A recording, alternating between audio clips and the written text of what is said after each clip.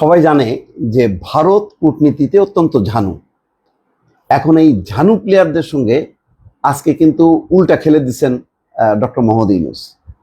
ভিডিওর শুরুটা দেখেন, ভারতের প্রধানমন্ত্রী সহ সবাই বসে আছেন। ডক্টর মোহাম্মদ ইউনূস যখন ঢুকছেন এক এক করে কিন্তু সব দাঁড়ায় গেলেন, লাস্টে নরেন্দ্র মোদীও উঠে দাঁড়ালেন। এটা তো গেল। বৈঠকের পর ভারতের প্রধানমন্ত্রী নিজেই ফেসবুকে একটি স্ট্যাটাস দিয়েছেন। শুক্রবার ফেসবুকে স্ট্যাটাসে নরেন্দ্র মোদী লিখেন, আসসালামু আলাইকুম প্রিয় দর্শক শ্রোতা, ডক্টর ইউনূস এবং নরেন্দ্র মোদীর বৈঠক হয়েছে। এই বৈঠকের শেষ সময়ে ডক্টর ইউনূস নরেন্দ্র মোদীকে উপহার দিয়েছেন। এই বৈঠকটি কিন্তু একটি খণ্ডিত অংশ আমরা দেখেছি, কিন্তু অরিজিনালি বৈঠকটি হয়েছে 40 মিনিট ধরে। এই 40 মিনিট শেষে ডক্টর ইউনূস যে উপহার দিলেন নরেন্দ্র মোদীকে, সে বিষয়ে বিস্তারিত তথ্য জানতে পারবেন। চলুন ভিডিওতে বিস্তারিত দেখে আসি। সবাই জানে যে ভারত কূটনীতিতে অত্যন্ত ঝানু। এখন এই ঝানু প্লেয়ারদের সঙ্গে আজকে কিন্তু উল্টা খেলে দিচ্ছেন ডক্টর মোহাম্মদ ইউনূস। ভিডিওর শুরুটা দেখেন, ভারতের প্রধানমন্ত্রী সহ সবাই বসে আছেন। ডক্টর মোহাম্মদ ইউনূস যখন ঢুকছেন এক এক করে কিন্তু সব দাঁড়ায় গেলেন, লাস্টে নরেন্দ্র মোদীও উঠে দাঁড়ালেন। এটা তো গেল। এই ভিডিওতে প্রমাণ করে যে ভারত উল্টা অত্যন্ত আকাঙ্ক্ষিত ছিল এরকম একটি বৈঠকের জন্য। আগে মনে করা হচ্ছিল যে বাংলাদেশ মনে একদম মুখায় আছে, সাইড লাইনে বৈঠকের জন্য চিঠি দিল, এত কেন নম। কিন্তু এই ভিডিওর চিত্র কিন্তু প্রমাণ করলো যে না, পাল্টা কূটনৈতিক চালে ধরাশায়ী হলো কিন্তু ভারতীয় টিম, যে সবাইকে বসায় রাখলো। ইউনূসের পক্ষ থেকে যারা কূটনীতিক এই আলোচনাগুলোর জন্য আয়োজন করছিল তারা বসায় রাখলেন, বা ভারতের যারা আয়োজক তারা বসে থাকলেন। নির্দিষ্ট সময়ে তারা বসে থাকলেন, নির্দিষ্ট সময় একটু পরে হয়তো ডক্টর মোহাম্মদ ইউনূস এমনভাবে প্রবেশ করলেন যে মনে হচ্ছিল যেন তারা মোদির জন্য খুবই আকাঙ্ক্ষিত বা প্রতীক্ষিত, এবং সেরকম একটা ভিডিও আমরা দেখলাম। গেল এটা। তারপরে দেখেন, সম্পর্ক বিনির্মাণের ক্ষেত্রে, ঘনিষ্ঠ করার ক্ষেত্রে কিছু স্মৃতি, কিছু চিহ্ন, কিছু উপহার, সেগুলি অনেক বড় ফ্যাক্টর হিসেবে কাজ করে। ডক্টর মোহাম্মদ ইউনূস কিন্তু সেই কাজটি করলেন। তিনি এমন একটি ছবি উপহার দিলেন নরেন্দ্র মোদীকে, বলা যায় যে ভারতীয় টিম তাজ্জব বনে গেছে। তারা ভাবতেই পারেনি যে এইরকম যেখানে টানাপোড়ন, যেখানে বৈঠক হওয়াটাই মুশকিল, বৈঠক হবে কি হবে না শেষ মুহূর্ত পর্যন্ত যেখানে অনিশ্চয়তা, সেখানে কিন্তু আরেকটা চাল খেলে দিল বাংলাদেশ পক্ষ। কি? 2015 সালের 3রা জানুয়ারি ভারতের মুম্বাইয়ে অনুষ্ঠিত হয়েছিল 102তম ভারতীয় বিজ্ঞান কংগ্রেস।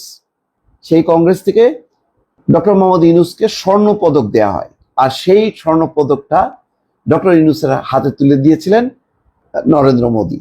সেই ছবি 2015 সালের 3রা জানুয়ারি, আর এখন 2025। তো আজকের থেকে 10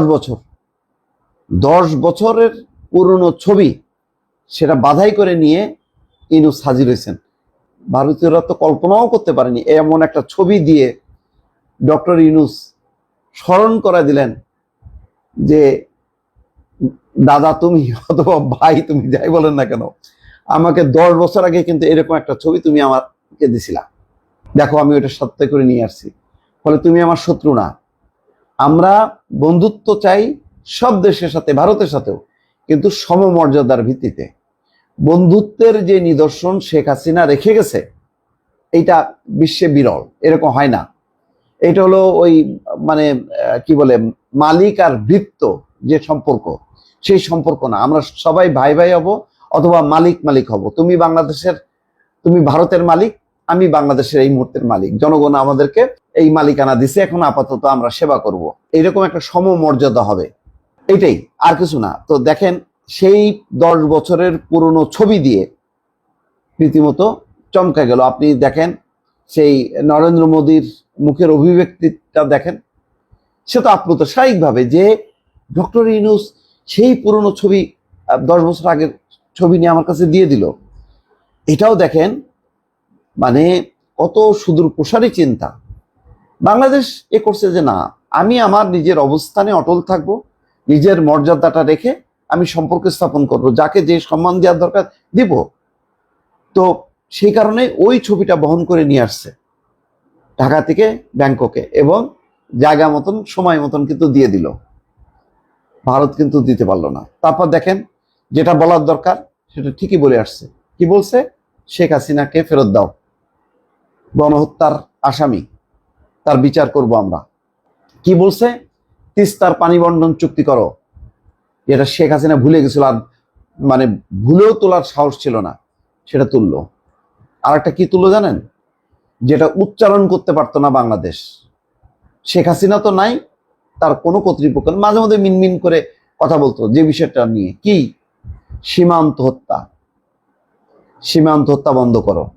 তাহলে এই দেখেন মানে তার শুরুটা, বৈঠকে ঢোকার মানে জাস্ট স্টার্টিংটা দেখেন কত গ্লোরিয়াস, যে ডক্টর মোহাম্মদ ইউনূস ঢুকতেছে, ভারতীয় পুরো টিম উঠে দাঁড়ালো। দ্বিতীয় ছবিটা দিল, ছবিটা দিয়েও প্রমাণ করলো যে দেখো আমি কিন্তু বন্ধুত্বের মর্যাদা দেই, আমি সম্মানের মর্যাদা দেই। তুমি আমাকে সম্মান করছিলা, আমি আজকে সেই সম্মানের স্মৃতিটা নিয়ে আসছি। সুতরাং তুমি আমার সাথে সম্পর্ক করবা না কেন? তুমি শেখ হাসিনা ছাড়া চিনবা না, এটা হবে কেন? বাংলাদেশকে চিনতে হবে, ডক্টর মোহাম্মদ ইউনূসকে চিনতে হবে। তো বিষয়টা খুব ইন্টারেস্টিং। একটু চিন্তা করে দেখেন, একটু ভিজুয়ালাইজ করেন যে কিভাবে ঘটনাটা ঘটলো। তো এটাই, আর তো কিছু না। ভারত আমাদেরকে এমন ভাষায় দেবে না, এমন কোনো তার অর্থনৈতিক শক্তি আছে না। ভালো সম্পর্ক থাকবে, কিছু নিত্যপণ্য থাকবে, সুসম্পর্ক থাকবে, সীমান্ত হত্যা বন্ধ থাকবে, দুই অঞ্চলের সাম্প্রদায়িক পরিস্থিতি চমৎকার থাকবে। তুমি তোমার সংখ্যালঘুদেরকে প্রোটেকশন দাও, বাংলাদেশের সংখ্যালঘুদেরকে প্রোটেকশন দেবে।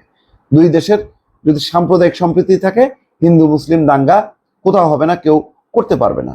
তো এরকমই একটা বিষয় আজকে কিন্তু শেষ পর্যন্ত দেখা গেল সাইড লাইনের এই বৈঠকেও বাজিমাত করে দিচ্ছে কিন্তু শেষ পর্যন্ত ডক্টর মোহাম্মদ ইউনূস। এবং আলোচনায় দেখেন কোনো পয়েন্ট, যে পয়েন্ট কখনো শেখ হাসিনা সাহস করেনি, চিন্তা করতে পারেনি, সেই বিষয়টা তুলে ধরলো।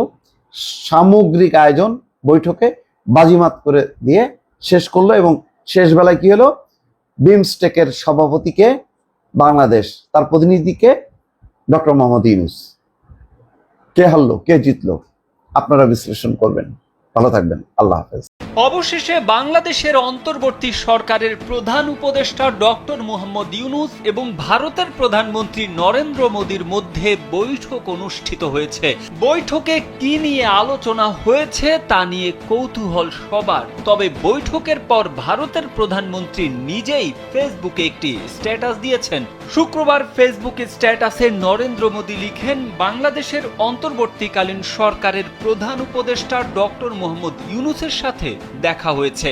ভারত বাংলাদেশের সঙ্গে গঠনমূলক এবং জনকেন্দ্রিক সম্পর্কের প্রতি প্রতিশ্রুতিবদ্ধ। আমি বাংলাদেশের শান্তি, স্থিতিশীলতা, অন্তর্ভুক্তি এবং গণতন্ত্রের প্রতি ভারতের সমর্থন পুনর্ব্যক্ত করেছি। স্যান্ডেলিনা সো, রূপচর্চায় আভিজাত্য। অবৈধ সীমান্ত অতিক্রম রোধে ব্যবস্থা নিয়ে আলোচনা করেছি এবং হিন্দু ও অন্যান্য সংখ্যালঘুদের নিরাপত্তা ও কল্যাণের জন্য আমাদের গুরুতর উদ্বেগ প্রকাশ করেছি। এর আগে থাইল্যান্ডের রাজধানী ব্যাংককে বিমস্টেক সম্মেলনের ফাঁকে ডক্টর ইউনূস ও মোদী বৈঠকে বসেছিলেন। অন্তর্বর্তীকালীন সরকারের দায়িত্ব গ্রহণের পর প্রথমবারের মতো ডক্টর ইউনূসের সঙ্গে নরেন্দ্র মোদীর বৈঠক এটি। তাই দুই দেশের সম্পর্ক উন্নয়নের বৈঠকটি গুরুত্বের সঙ্গে দেখা হচ্ছে। বৈঠকের পর ভারতীয় পররাষ্ট্র সচিব বিক্রম মিস্ত্রি সাংবাদিকদের জানান, ডক্টর ইউনূসের সঙ্গে প্রধানমন্ত্রী মোদীর বিভিন্ন বিষয় নিয়ে আলোচনা হয়েছে। দর্শক শ্রোতা, এই বিষয়ে আপনার মন্তব্য কমেন্ট বক্সে লিখবেন। আজকে এই পর্যন্তই। আল্লাহ হাফেজ।